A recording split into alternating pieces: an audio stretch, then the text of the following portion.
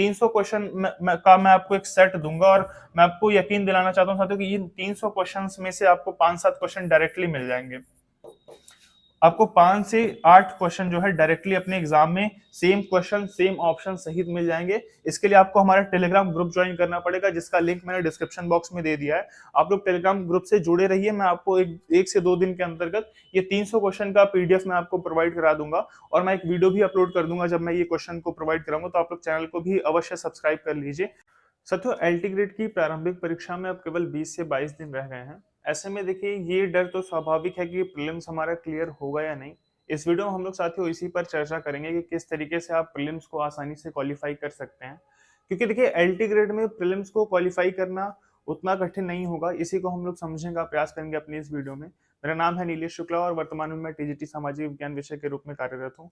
तो चलिए साथियों, देख लेते हैं किस तरीके से आप प्रीलिम्स को आसानी से क्वालिफाई कर सकते हो। इन बचे हुए 20 से 22 दिनों में भी अगर आप अच्छे से तैयारी करते हैं तो आपका प्रीलिम्स तो क्लियर हो जाएगा। आइए देख लेते हैं किस प्रकार हम जो है प्रीलिम्स को क्वालिफाई कर पाएंगे।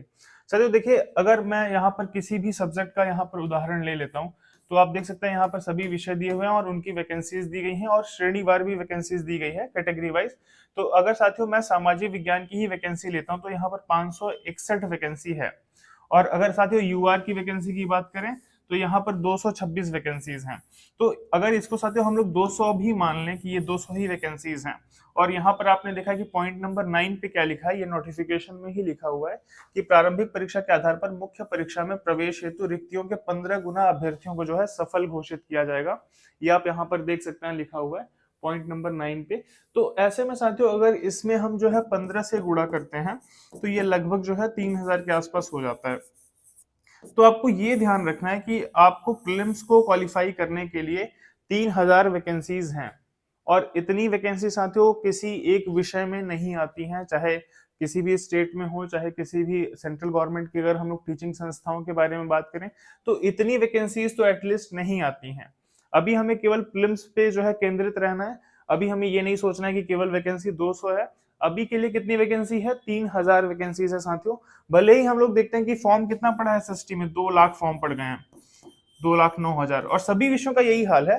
अगर बाकी विषयों की बात करें, जीव विज्ञान में 1,51,000 है, हिंदी में 1,29,000 है, इंग्लिश में है 1,11,000, विज्ञान में 1 लाख के आसपास है, सामाजिक विज्ञान में 2,09,000 वैकेंसीज हैं और बाकी सभी विषयों का भी वही हाल है। तो देखिए, हमें अभी के लिए क्या करना है, आप जो है अपना टोटल वैकेंसी देख लीजिए और कैटेगरी वाइज भी आप देख लीजिए। अगर आप जो है ओबीसी में आते हैं तो आप यहाँ पर 153 से जो है 15 का गुणा कर सकते हैं और देख सकते हैं कि आपको जो है कितने में आना है प्रीलिम्स को क्वालिफाई करने के लिए। तो अभी के लिए साथियों ये डर तो निकाल देना है कि प्रीलिम्स नहीं क्लियर हो रहा है। आप लोग ये मानकर चलिए कि जो लोग भी थोड़ा बहुत अध्ययन कर रहे हैं, पढ़ रहे हैं, तो वो एटलीस्ट 15 गुना में तो शामिल हो ही जाएंगे। उन्हें मुख्य परीक्षा लिखने का जो है अवसर मिल जाएगा। तो ऐसे में ये बिल्कुल नहीं परेशान होना है कि 20 से 22 दिनों में हम प्रीलिम्स को कैसे क्वालिफाई करें और बहुत जो है तगड़ा कंपटीशन है, बहुत ज्यादा वैकेंसीज जो है वैकेंसीज कम है और लोग बहुत ज्यादा फॉर्म फिल किए हैं। तो एटलीस्ट साथियों अभी के लिए नहीं डरना है हमें।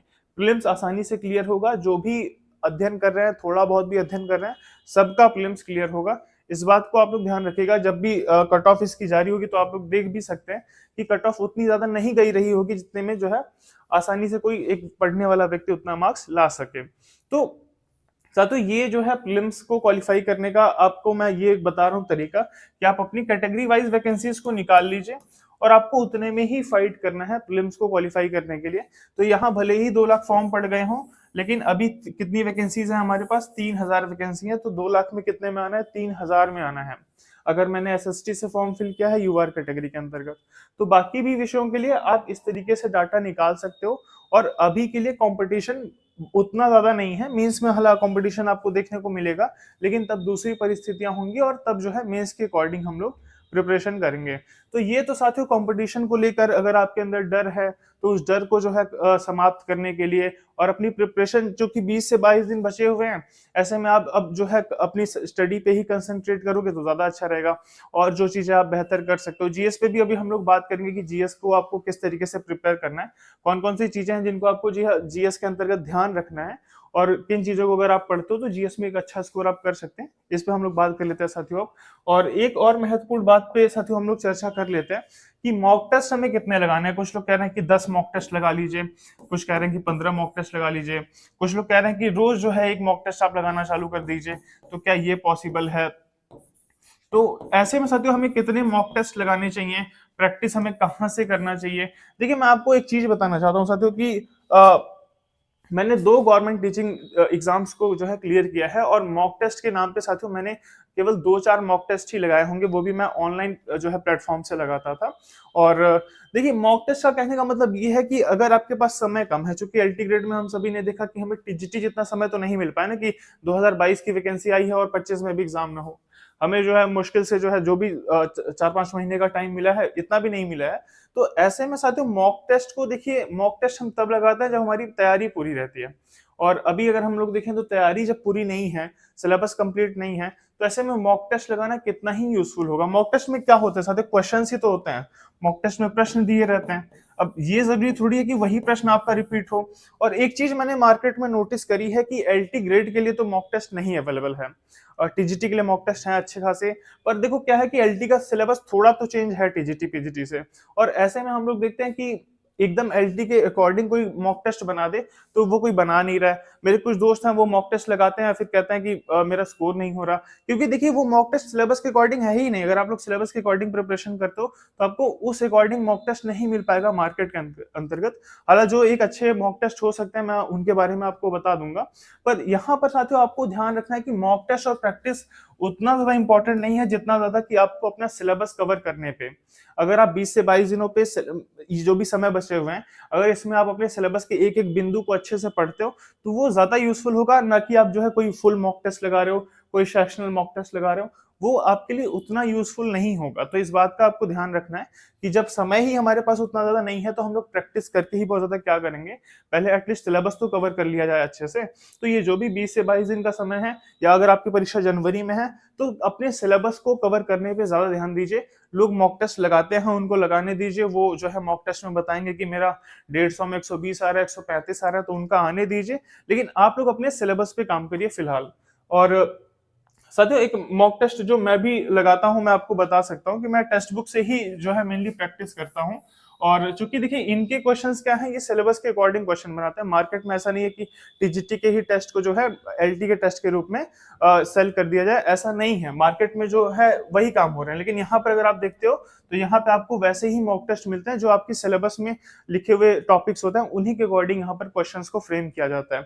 तो चूंकि मैं भी यहाँ से क्वेश्चंस को प्रैक्टिस करता हूँ, तो आप लोग जो है अगर इसको अभी परचेज करना चाहते हैं, इनका पास प्रो, तो ये साथियों अभी जो है सेल चल रही है। ये 13 और 14 तारीख को रहेगी, मतलब आज और कल ये सेल रहने वाली है। और इसमें आपको जो है अभी थोड़ा प्राइस कम भी मिल जाएगा। आप देख रहे हैं यहाँ 1700 है, यहाँ 1900 रुपए है, मतलब ये काफी महंगा है। तो अभी के डेट में क्या है, ये 2 दिन का ऑफर है, और इसका लिंक मैंने साथियों डिस्क्रिप्शन बॉक्स में दे दिया। अगर आप उस लिंक पर क्लिक करते हो और कूपन कोड आपको एनकेएस लगाना है, अगर आप एनकेएस कूपन कोड लगाते हो, तो जो भी मैक्सिमम डिस्काउंट हो पाएगा वो आपको 13 और 14 की तारीख में मिल जाएगा। तो आप लोग प्रैक्टिस यहाँ से कर सकते हो। लिंक मैंने डिस्क्रिप्शन बॉक्स में दे दिया, एक बार आप चेकआउट इसको कर लेना। और साथियों अब हम लोग बात कर लेते हैं कि जीएस के लिए हमें क्या करना है। ठीक है, जीएस एक पैटर्न पे पूछी जाती है। खासकर पीसीएस का अगर हम लोग बात करें, जो यूपी पीसीएस एग्जाम्स कराता है, तो उसमें एक पैटर्न पे ही जीएस आती है। ऐसा नहीं है कि जैसे विभिन्न आयोगों के द्वारा मतलब कुछ भी प्रश्न उठा के पूछ लिया जाए। तो ऐसा यहाँ यूपी पीसीएस में तो साथियों नहीं होता है। मैंने आपको पहले भी दिखाया, मैं आपको फिर से एक बार जो है दिखा देता हूँ। जैसे यहाँ पर देखिए भारतीय राजनीति यानी पॉलिटी का टॉपिक यहाँ पे मेंशन है। तो पॉलिटी के अंतर्गत कुछ जो है टॉपिक्स को दे दिया है। अब इन टॉपिक्स को हम देखते हैं। जैसे यहाँ पे एक पंचायती राज का टॉपिक है, तो ये 2018 का साथियों मैंने कुछ जो है क्वेश्चन पेपर से मैंने क्वेश्चंस निकाले हैं। तो आप देखिए पंचायती राज से कितने क्वेश्चन आए हैं। पंचायती राज से साथियों आपको एक ये क्वेश्चन दिख जाएगा कि पंचायती राज जो है ये किस जो है भाग में है भारतीय संविधान के अंतर्गत। तो आपको एक ये प्रश्न देखने को मिलेगा। और दूसरा प्रश्न साथियों अगर हम लोग देखें, तो यहाँ पर देखिए ये जनगणना का टॉपिक है, तो यहाँ पे आपको मिल जाएगा जनगणना का भी आपको टॉपिक जनसंख्या का यहाँ पे मिल जाता है। तो यहाँ से साथियों आप देख सकते हैं कि एक क्वेश्चन आपको ये मिल गया।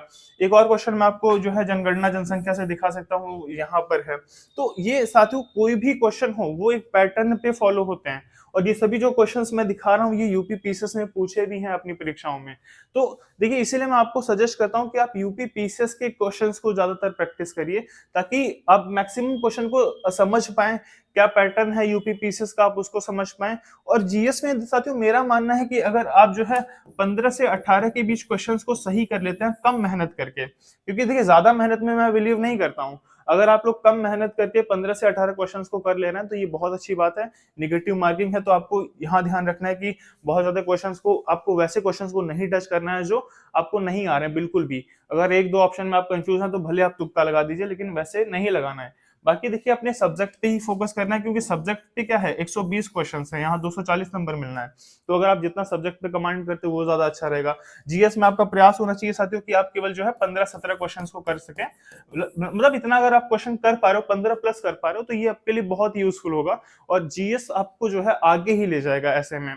और साथियों आप मैं आपको और भी क्वेश्चन दिखा देता हूँ। जैसे यहाँ पर आप देख रहे हैं ये करंट अफेयर्स का टॉपिक है, तो इसमें लिखा है देखिए खेल कूद को इसमें स्पेशली मेंशन किया गया, मतलब स्पोर्ट्स से एक क्वेश्चन तो आना तय है, मतलब फिक्स है 100%। स्पोर्ट्स हो गया साथियों।